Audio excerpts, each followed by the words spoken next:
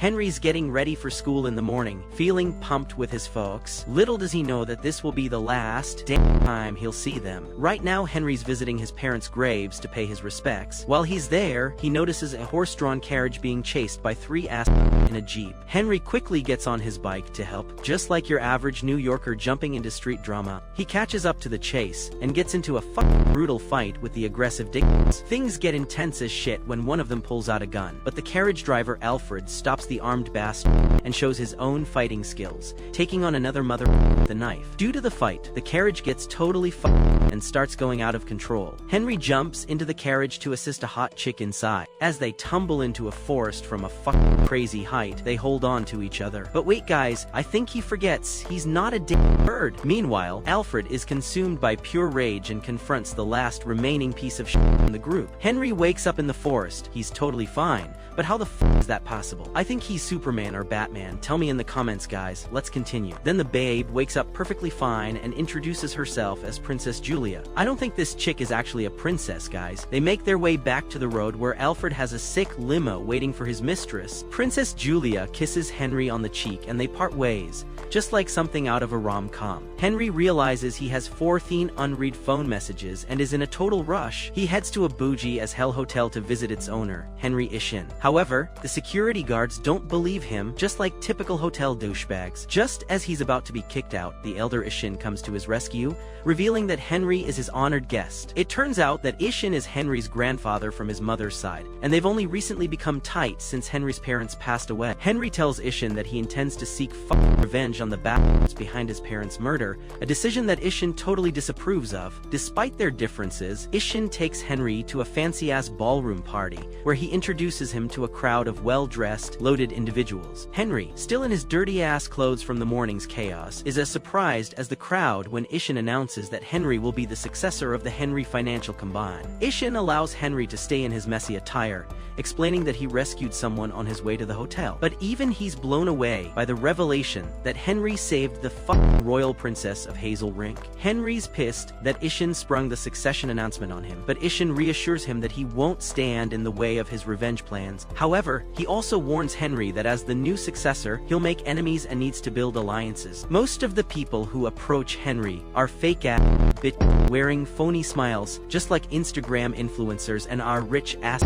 However, Vincent Van Hassen stands out as a real dude among the crowd. He introduces his daughter Little Maria and mentions that he has another daughter for Henry to meet. Overwhelmed by the attention of so many people, Henry takes a break and is attended to by a maid named Lily who takes care of his shit. While taking a breather, he spots a woman practicing her sword play outside the window. Intrigued, he rushes to join her because he's such a pervert just like every teenage guy. As Henry appears in front of the woman to praise her fencing skills, she suddenly attacks him. Henry quickly draws out his wooden sword and they find themselves evenly matched in skill. Just as the situation escalates, Ishin and Vincent step in to stop them from beating the crap out of each other. It's revealed that the woman is Sophia, Vincent's daughter, and she's also Henry's new fiancé. Later, Lily and the sleeping Henry are in a limo on their way home after the party. Ishin confides about his guilt for putting Henry in the position of having a fiancée, drawing a comparison to how he forced a certain life on his own daughter in the past. However, he reassures that Henry has a choice in how his relationship with Sophia will turn out. Upon arriving at their destination, Ishin has provided a sick mansion for Henry to live in. They enter the mansion and Henry is greeted by many of his maids just like a billionaire playboy. His room is fucking spacious and luxurious. Henry lies on his bed deep in thought about both Julia and Sophia. He wonders whether having a fiancée is a common practice in the world of the wealthy bastard.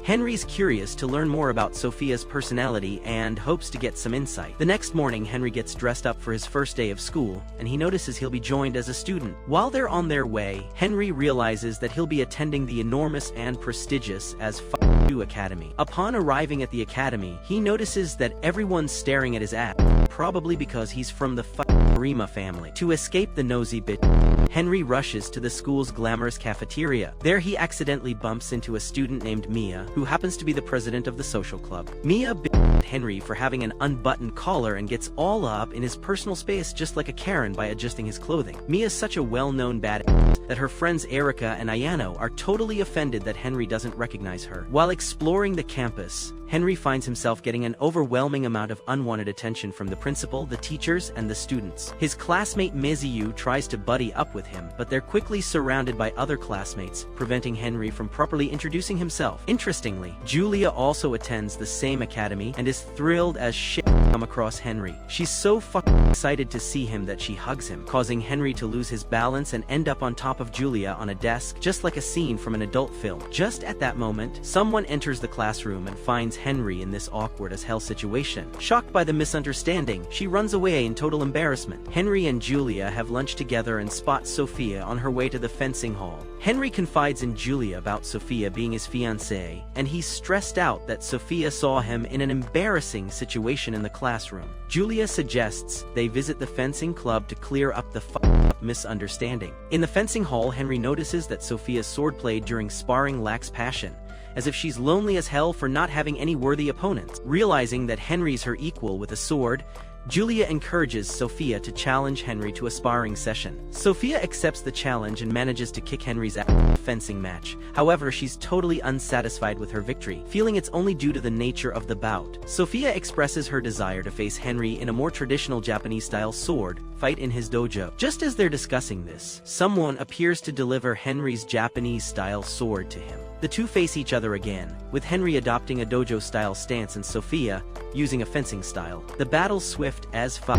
In an instant, both fighters have each other's swords at their throats. While it may appear to be a draw, Henry realizes that Sophia drew her sword faster and gracefully admits defeat. They shake hands and a sense of friendship begins to blossom. Observing the two being friendly, Julia joins in with a warm hug. While on their way in the limo, Lily suggests to Henry that he should consider joining the social club. Lily explains that it's where the school's most eligible and influential hotshots gather, and both Sophia and Julia have already recommended him to the club. Standing in front of the grand social club building, Henry's blown away by its size. Upon entering, he overhears people talking shit at his arrival. Mia, the club's president, is not enthusiastic about accepting Henry and makes her reservations crystal clear. However, since the social club's hosting a party in a week, Mia challenges him to prove that he can master the proper and dignified etiquette required for the club by then. If he can meet this challenge, he'll be allowed to become a member. In the days that follow, Henry busts his ass practicing proper coffee drinking,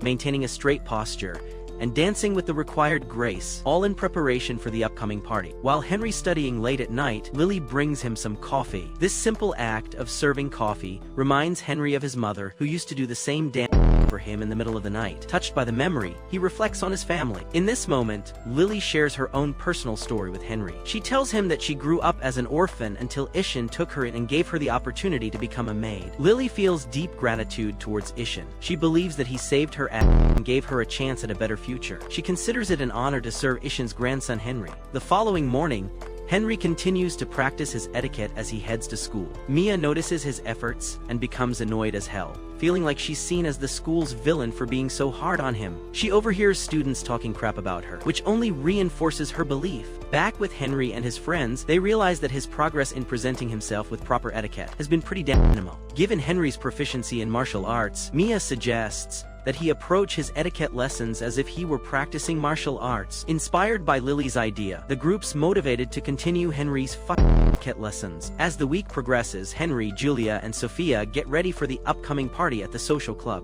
Mia continues to emphasize to Henry that he must prove himself as a dignified member of the club, setting high expectations for his performance. Throughout the ball, Henry proves to be charming as fuck. As he and Julia dance, people can't stop complimenting his charisma and charm. Mia, unable to deny Henry's charm and charisma, feels frustrated as hell about it. After the party, she acknowledges that Henry presented himself wonderfully. Even though the group's celebrating their victory, Mia reveals that she still cannot make Henry a member of the club. She challenges Henry to host a party and prove that he can handle it in a manner that aligns with the standards of the club. Only then will Mia consider admitting him as a member. While Mia's at home attempting to create art but struggling to find inspiration for her at Henry's mansion, Lily tells him about a motorcycle development developed by the Henry automobile engineers that doesn't fall. Henry recalls his desire for such a bike, but didn't realize she took him seriously. Now that he's seen the motorcycle, he disappoints the engineers by expressing that he doesn't want the damn thing. At the academy, Henry spends time with Julia and Sophia in the social club where they're trying to plan the upcoming party. Henry makes a comment about Mia not being around, suggesting that she might be slacking off on her duties as the club's president. However, Erica and Ayano overhear Henry's comments and feel totally insulted, believing that Henry doesn't appreciate how busy as hell Mia is. Henry's surprised to learn about Mia's background as the daughter of the Hazen president, a star model, and the designer of the Hazen clothing brand Scent Rose. He realizes that he knew jack shit about her. As Mia arrives at the club, Meizu greets her and expresses his gratitude for being chosen as the social club male representative and for the opportunity to be interviewed at a Scent Rose fashion event. However, Mia feels frustrated as fuck because she can't seem to find anyone suitable for the interview. On his way back home, Henry wonders why Mia harbors such strong negative feelings towards him. Before returning home, Henry decides to visit his grandfather and have a conversation with him about this bullshit. The following day, Meizu falls ill with a severe cold. Despite his condition, he's unwilling to admit that he's not fit to represent the social club at the Scent Rose fashion show interview. In his place, Henry steps in to fill the role. When Mia sees Henry at the fashion show, she's both surprised and pissed off. Henry explains the situation to her, and Mia warns him to give his absolute best during the interview. After the fashion event, Ia and Henry head to the interview. During the interview, every time the interviewer directs a question toward Henry about the social club, Mia discreetly kicks him under the table, pressuring him to answer correctly. Frustrated by Mia's actions, Henry eventually tells the interviewer that she can be bossy as hell as the club leader. However, he goes on to explain that Mia's take-charge attitude and charisma make her an excellent fucking leader. This genuinely flatters Mia, and she smiles at Henry. After the interview, Mia and Henry have dinner together. During their conversation, Henry reveals that he understands the reason for Mia's strong dislike towards him. He explains that, after speaking to his grandfather Ishin, he learned that Ishin used to neglect his damn family due to his work. This led to his wife having an affair with Mia's grandfather. When Ishin found out, he banished his wife from the Arima family and cut all ties with their company. Henry goes on to mention that he's aware of Mia's desire to have her products sold in Henry department stores, but all of her previous attempts were totally rejected. Mia's anger towards Ishin is so fucking palpable that it attracts the attention of other patrons in the restaurant. To resolve this shit, Henry presents a letter revealing that he's now in charge of all the Arima stores. He informs Mia that she can now sell her creations in Arima stores, and adds that Ishin wishes to apologize to her and regrets how he treated her grandfather. After hearing this, Mia feels revitalized as hell, and finally forgives the Arima family. They raise their glasses, toast with wine, and she thanks Henry for everything. The following day, Sophia and Julia are pleased with the peace they've made with Mia. Julia asks Henry out on a date for an upcoming holiday. Later, she checks with Sophia to ensure it's cool with her since Sophia's Henry's fiancée. Sophia tells her it's okay, although she hides her hesitance, explaining that she only considers Henry a friend. Later that night, in the Hassan household, Sophia's family can sense that something's bothering the hell out of her. Despite her family recognizing that Sophia has feelings for Henry, she insists that they're only friends. Her father Vincent quickly realizes that Sophia's reluctant to develop romantic feelings for Henry because it might mean that her family can never return to their homeland of fish. Vincent reassures Sophia, telling her that it's totally fine for her and her sister Maria to let go of their homeland if it means they can be happy. With this thought in mind, Sophia leaves the dining room. Meanwhile, at the Hazel Rink estate, Julia's selecting the right outfit for her upcoming date with Henry. Alfred, concerned about his mistress, disapproves of her dating Henry. Sophia calls Julia on her phone, but she's so hesitant to speak that she ends up hanging up. Sophia's left feeling sad as shit and wondering about what she was going to say to Julia. On the day of their date, Henry and Julia meet in casual clothing, enjoying the beauty of the city streets. Julia's thrilled as hell, as it's a rare occasion for her to go out without Alfred or any of her security detail. They have a great time exploring the mall, visiting the aquarium, and playing with dogs.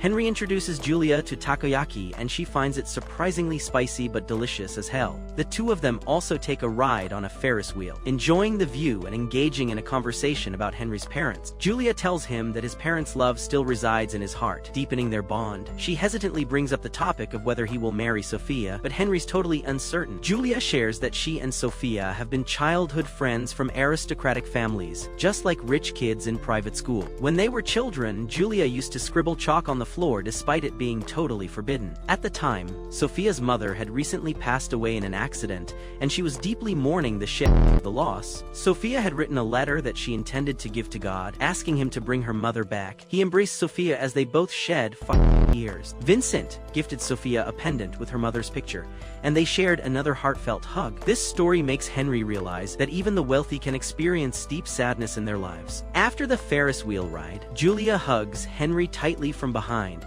and asks him never to forget about her, no matter what happened. Meanwhile, Sophia practices her fencing with tears in her damn eyes. Henry surprises everyone by deciding to host his party in a hot spring resort. The mode of travel to the resort is by train, and all of his friends gather at the station. Henry explains that he wants to let his wealthy schoolmates experience a vacation spot for ordinary people, as most of them are used to pure luxury. However, many of the girls don't know how to navigate the ticket check, which earns Mia the admiration of the others for her smooth handling of the process. Upon arriving at the resort, the girls find their rooms to be quite comfortable. Henry encourages Lily to stay in the room with the other girls, despite her being a maid, which makes her uncomfortable as hell. In the boys' room, Henry and his male schoolmates plan to sneak a peek at the girls. This dude's a man of culture. Henry assures them that he's an expert at making it seem like his actions are just accidents. He becomes the leader of their daring mission. On the girls' side, the girls are already anticipating that the boys might try to spy on them. Sophia takes her sword to the bath just in case they need to defend themselves and the war begins. While the men are eavesdropping, they overhear the women talking about each other's bodies from the other side of the wall. One of the soldiers can't handle it any longer and goes to the women's side but ends up badly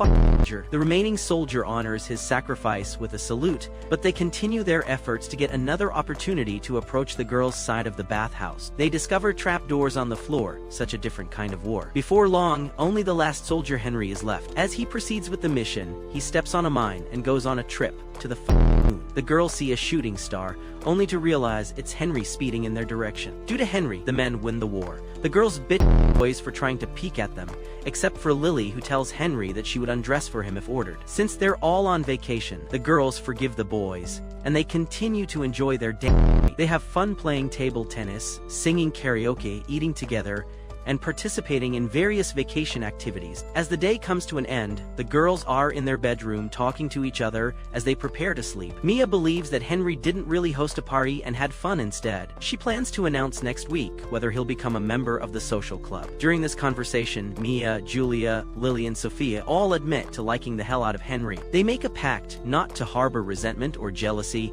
no matter who Henry eventually chooses among them, or if he decides to be with someone outside of their group. They name this pact the Hot Springs Pact. The Arima automobile engineers show Henry their improved version of the unfallen motorcycle design, which now includes women's legs as support. Henry still doesn't like this stupid idea despite the modifications. As Henry heads to school, he's delighted as hell to see Julia in the morning. Sophia observes their encounter and recalls the Hot Springs Pact. However, despite the pact, she can't help but feel jealous as fuck. Unexpectedly, Alfred bursts into the hall to chase after Henry for being with Julia. They manage to escape from him, but during the getaway, Julia twists her ankle. Henry, in a chivalrous move, carries her in his arms and rushes her to the infirmary for treatment. While on their way, a rose petal suddenly falls from the sky, catching the attention of the students. They look up and spot a massive white blimp overhead. A man skydives down to the school, landing right in front of Julia as he had intended. Sophia recognizes the man as William, the most prominent businessman from Hazel Rink and a significant business partner of the Henry Group. William kisses Julia's hand and introduces himself as her fiancé, leaving everyone, including Henry, in stunned silence. After William leaves, Julia's left in stunned silence. Henry breaks the ice by inviting her to the Henry Hills Hotel, which lifts her spirits, and she becomes excited as hell about the trip. That night, Sophia overhears her old man having a serious conversation over the phone. She listens with wide eyes and an open mouth, just like a nosy neighbor. The next day, Sophia confronts Julia about the secret construction of nuclear silos by their two countries, Hazel Rink and Farish. Julia claims she doesn't know jack shit and doesn't believe her father is aware of it either. According to what Sophia overheard from her father's conversation, these silos were likely initiated by a mysterious third country with the intention of screwing over the alliance between Hazel Rink and Farish. During their conversation, they realized someone is damn eavesdropping on them. Mia reveals herself and tells the two that she'll keep what she heard as a secret. She also shares that her news tycoon uncle informed her of rumors that Arima Hills will be attacked tonight, just like some Hollywood thriller. Julia receives a message from Henry informing her that they'll go to Arima Hills tonight. Believing that Henry can do something to prevent the attack, Julia feels confident and plans to go to the Arima Hills lobby. Henry crosses paths with William and his assistant Josephine. William confirms that he's at the hotel for a business meeting with Ishin. William and Vincent arrive at their meeting spot. The conversation they're about to have is so damn critical that William asks Josephine to get the hell out while they talk. They discuss the cooperative agreement between Hazel Rink, Farish, and the Arima group to build a resort. William confirms that the third country's objective is to construct secret nuclear weapons near the resort with the intent of fucking relations between the two countries. Meanwhile, Julia arrives at the Arima Hills suite, where Henry had arranged to meet her according to a phone message. However, upon opening the door, she finds the room empty as shit. Henry is elsewhere, outside his mansion, practicing his swordplay with Lily looking after him. Henry checks his phone and wonders why Julia has left him so many messages. He decides to call her, but the moment Julia reaches for her phone, the entire Arima Hills experiences a blackout. In the midst of the darkness, Henry receives a mysterious message from someone claiming to have killed his parents, and now having his lover, just like some psycho stalker. Armed men have infiltrated the Arima Hills hotel during the blackout. They forcibly entered the meeting room where Ishin, Vincent, and William were gathered. Leading the charge is Josephine, William's secretary, who reveals her backstabbing betrayal. Simultaneously, 3 masked and armed men have entered Julia's suite and have restrained her. The leader among them maintains a chill-out demeanor and tries to make Julia's situation as comfortable as possible. In contrast, the other 2 can't help but drool over her, just like horny teenagers. The intruders set up a miniature TV to check if their actions have made the news. Unfortunately, they find that no news reports mention the invasion of Arima Hills. Only the blackout is being reported. Elsewhere, in the midst of all this shit, Mia is talking to her grandfather over the phone, thanking him for not leaking information about the invasion of Arima Hills. This leaves Josephine and her men confused as hell about why their activities are being censored, adding to their panic. Josephine and her men discover that the control room of the building has been accessed from the outside. It turns out to be Lily and her team of bad hackers who have taken control using their expert computer skills. With their access, Lily regains control of the building's surveillance cameras. Through these cameras, Henry and Lily see that Julia, Ishin, Vincent, and William are all restrained within the building. The invaders cut off the tech girl's access to the camera system and uploaded a virus to slow down her activities. Nonetheless, Henry is determined to go to Arima Hills, and despite Lily's hesitance,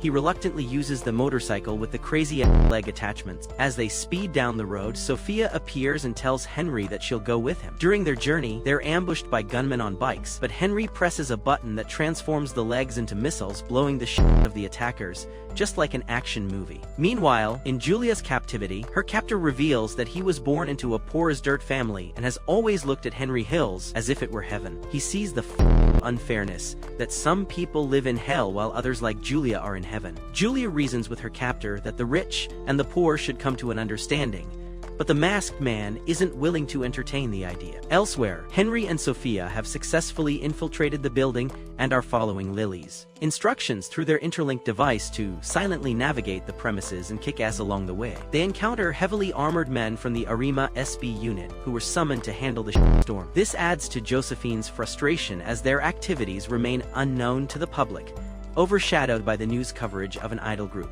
William suddenly charges at Josephine, but Josephine guns down her former master. She wears a sinister smile, relieved to see her former master gone. She explains to Ishin and Vincent that their group's goal is to ruin the reputation of the Arima group. Despite admitting that she has lost the battle for the building, she remains confident that she'll win the damn war. Josephine orders her men to retreat, including the 3 men in Julia's suite. Before they leave, they inform Julia that there's a bomb in the building. The blackout has ended, and Henry and Sophia arrive at Ishin and Vincent's location, relieved that everyone is safe. Henry receives the news that William didn't survive, which causes him to worry and rush to find Julia. Henry finds Julia at the suite, still tied up. He hugs the crying girl in relief that she's okay, just like a protective boyfriend. Julia remembers that the invaders planted a bomb in the building and informs Henry about it. Using computer skills, they immediately detect multiple bombs in different locations within Arima Hills. A blackout ensues, plunging the building into darkness once again,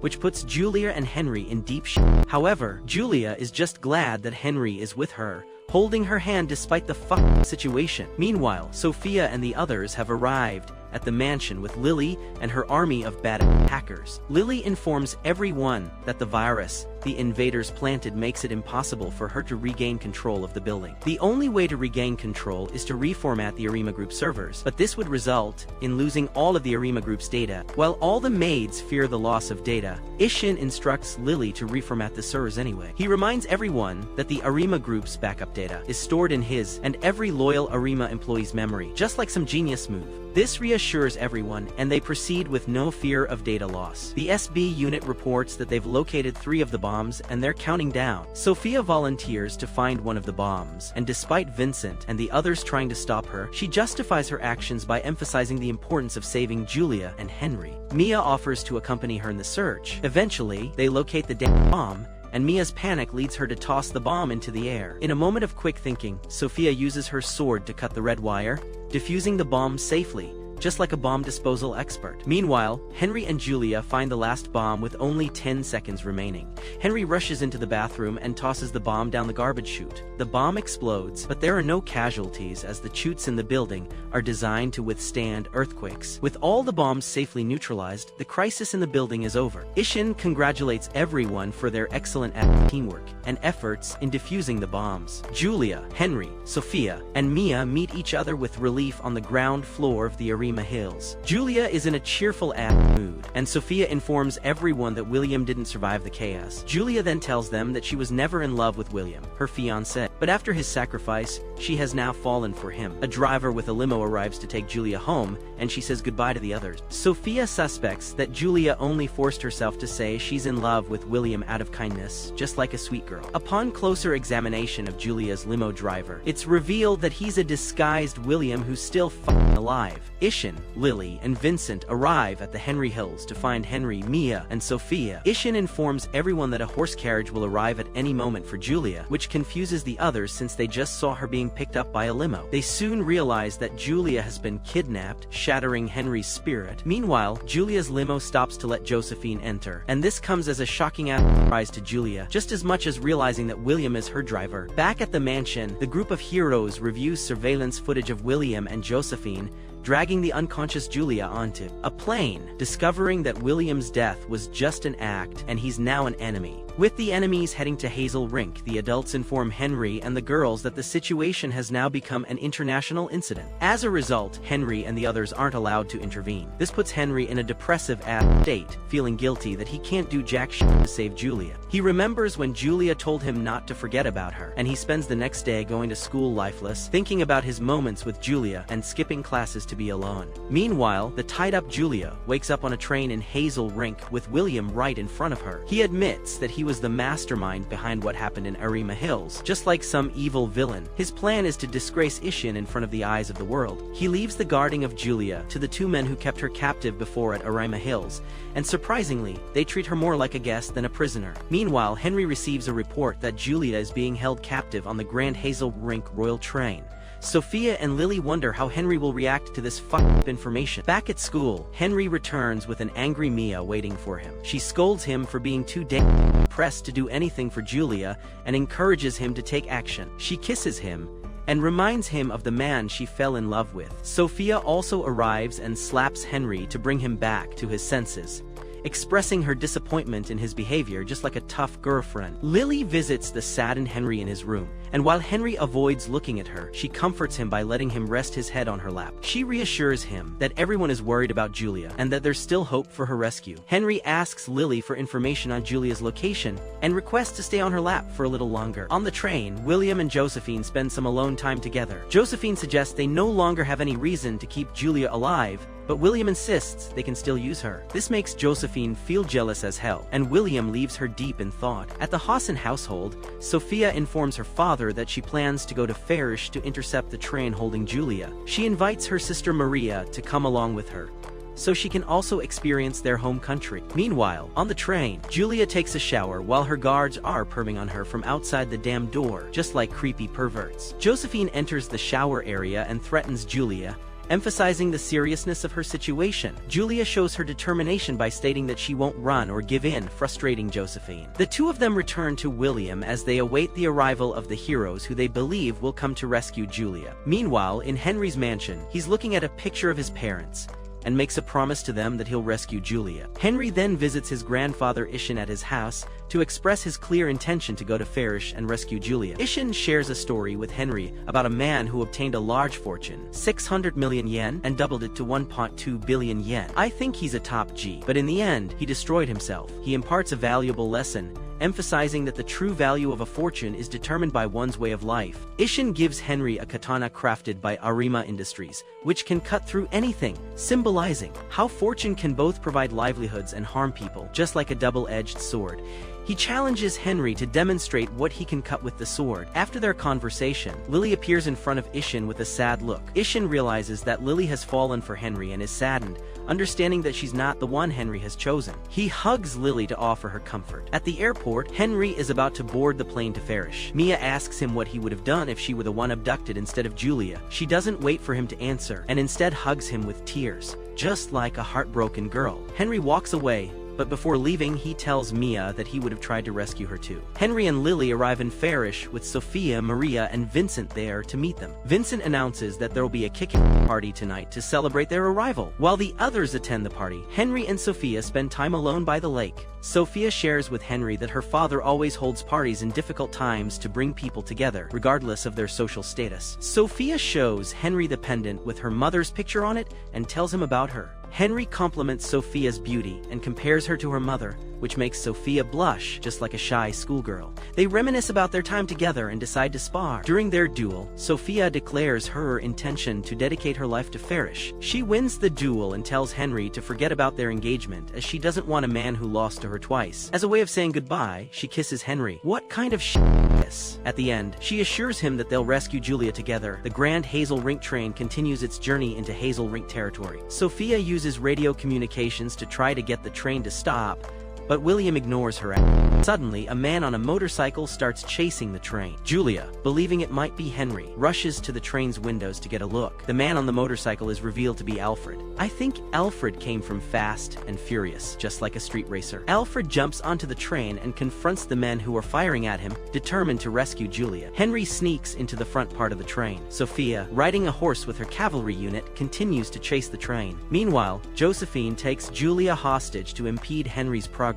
She pushes Julia toward Henry with the intention of shooting them both. However, William, who's also on the train, shoots Josephine before she can harm Julia. William fires 2 more shots to ensure that Josephine is no longer a threat. William tells Henry and Julia that when he was a young boy, he used to steal shit from fancy hotels as a pickpocket. One day, he tried to steal from Ishin, but Ishin caught him. Ishin told William to become a respectable person in society instead of using sneaky tricks. Since then, William has been determined to get back at Ishin. While William was talking about his past, Henry used the opportunity to get rid of William and prevent him from shooting his gun. In the chaos, Julia was pushed out of the speeding train, but Henry grabbed her before she fell. William then shot Henry, causing him to fall off the train. Julia was left in shock, unable to believe that Henry was gone. Julia turned her attention to Josephine and asked William to help treat her injuries, but when he didn't, decided to carry Josephine on her back and care for her injuries herself. Julia told William that she would save Josephine because that's what Henry would do, just like a saint. Meanwhile, it's revealed that Henry is still alive because Alfred managed to catch him with his bike before he fell off the train, and the bullet had only grazed him. Alfred tried to catch up with the train, but with Sophia and Henry on the bike, he wasn't sure it was possible. They paused to decide who should be removed from the bike, and once Alfred was kicked out, Henry and Sophia continued the chase. It turns out that Julia's 2 masked guards had medical knowledge and were helping her save Josephine. In the meantime, Henry and Sophia catch up to the train. Henry boards the train and uses his katana sword to disconnect the other carriages, separating William from Josephine, who's being treated in peace away from the action perfection, just like a bad samurai. Henry then confronts William, who has a gun aimed at him. Henry shares his perspective on William's story, believing that Henry's grandfather wasn't trying to humiliate William but was instead showing his belief in him. William, in denial of Henry's perspective, keeps shooting at him, but the bullets don't harm Henry. Henry continues to emphasize that a person's worth isn't determined by their wealth or status, as all his friends have taught him. William, no longer willing to listen, presses a button that triggers an explosion, engulfing the train in flames, just like a Michael Bay movie. William reveals to Henry that he was responsible for eliminating Henry's parents as part of his revenge against Ishin. In response, Henry says that Julia taught him that all life is valuable and his parents still live on in his heart. Henry forgives William and disarms his gun with his sword. He punches William and encourages him to keep living. Just then, the train crashes in a massive explosion. Henry and Julia are thrown together but are saved by Sophia on a bike. At the same time, William is also thrown from the train and caught by Alfred on a tractor. Alfred then tosses him into a lake, but he's still alive. With their conflict finally over, the story concludes. Julia expresses her love for Henry while Sophia witnesses their affection and is shocked by what she's seeing, just like a third wheel. Josephine wakes up in a hospital with William by her side. Later, Henry, Julia, Sophia, and Lily all go to the social club where Mia and the club members have a kick-ass ballroom party ready for them. Henry dances with Mia, Sophia, Julia, and Lily on the dance floor. During the limo ride to the school, Lily informs Henry that the Grand Hazel Rink train and parts of Ferris have been damaged due to the incident. Henry feels guilty as shit about it and wants to personally apologize to everyone. He runs into Mia, who reassures him that Sophia and Julia will forgive him. Henry apologizes to both Sophia and Maria, but they don't see a reason for him to do so. Julia is upset because Henry apologizes to her last and says she doesn't care about a damaged train. She then tells Henry that what happens next is up to him. I hope you enjoyed the video. Subscribe for more. Peace out.